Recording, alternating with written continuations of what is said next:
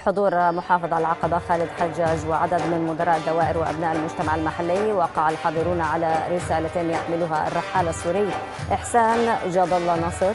يبلغ طول الرول الورقي 1000 متر، وسيحمل في نهاية الجولة 1,000,000 توقيع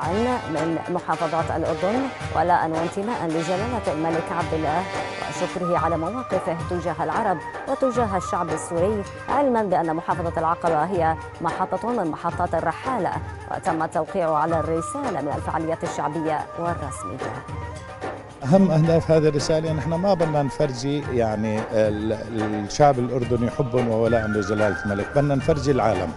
من خلال وسائل الإعلام، وشكرا بنكرر شكرنا للتلفزيون الأردني، بدنا نفرجي العالم كله محبتنا وتكاتفنا وولائنا لقائدنا، هذا القائد العربي اللي له مواقف لا تعد ولا تحصى في كافة المحافل الدولية، خاصة بنرجع نكرر تجاه الجمهورية العربية السورية مواقفه مشرفة. الشعب الأردني شعب رائع، وإذا دل هذا على شيء يدل على أنه شعب متكاتف، شعب خلف قيادته الحكيمة اللي نحن كسوريين العربي إحسان جاد الله نصر برسالة محبة ووفاء لجلالة الملك عبد الله الثاني ولولي عهده الأمين